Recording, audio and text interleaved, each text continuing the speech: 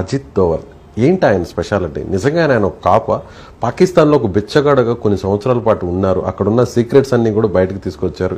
ఇవాళ మనం పాకిస్తాన్ని చావు దెబ్బ కొడుతున్నామంటే ఇది కూడా ఒక కారణం అంటున్నారు. నిజమేనా? 100% సార్.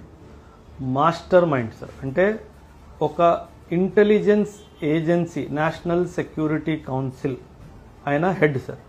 ఒక నేషనల్ సెక్యూరిటీ కౌన్సిల్ హెడ్కి ఉన్న క్వాలిటీ ఏదైతే ఉండాలో ఆయనకి 100 కాదు సార్, 1000% ఉంది సార్.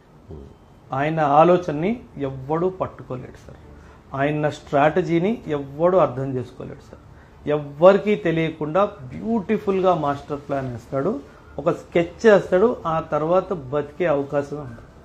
ఎందుకంటే సార్ మీరు పిఓకే చూస్తున్నారు, నార్త్ ఈస్ట్ ఇన్సర్జెన్సీలో ఆయన ఇచ్చిన కాంట్రిబ్యూషన్ అంతా ఇంత కాదు.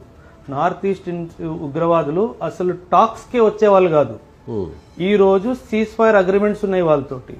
Somewhere the roots go to Ajit Doval. అంటే మన దేశం, మనం అంటాం కదా సార్, మన భారతదేశ ముద్దు బిడ్డ అనేసి. So he's that Ajit Doval. Ajit దోవల్ని మీరు ఓన్లీ ఫిజికల్గా చూడొద్దు, ఆయన ఓమ్నీ పొటెంట్. ఆయన ఇక్కడ లేడేమో కానీ ఇక్కడ ఉంటాడు. అది ఆయన స్పెషాలిటీ సార్. ఆయన ఆలోచించే తీరు, ఆయన తీసుకున్న ట్రైనింగ్, ఆయన చేసిన త్యాగము మన దేశం కోసము.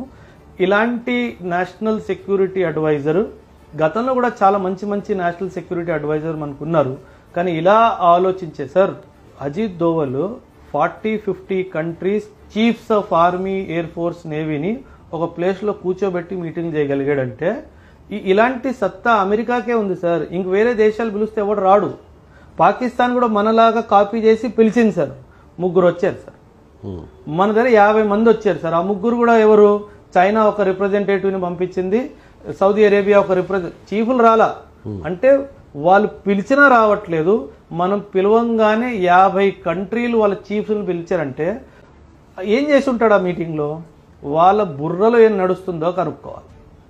వాళ్ళ బుర్రలో ఏం నడుస్తుంది, వీళ్ళు ఫ్యూచర్లో మనకి ఎలా హాని కలిగించగలరు, ఆ బుర్రలు వాడు చెప్పకుండా వాడి దగ్గర నుంచి ఎక్స్ట్రాక్ట్ చేయాలా, దాని మీద కౌంటర్ స్ట్రాటజీ తయారు చేయాలి. అది అజిత్. 100 బుర్రలు కలిపిన బుర్ర అజిత్ దోవల్ బుర్ర అనొచ్చా? 1000 అనొచ్చు. 1000 బుర్రలు. అసలు ఆయన మీ ముందు కూర్చొని మీతో మాట్లాడుతూ ఆయన బుర్రలో ఏం నడుస్తుందో మనం చెప్పుకోలేదు. అంత strong critical thinking capacity. He's really an asset to the country sir. ఇలా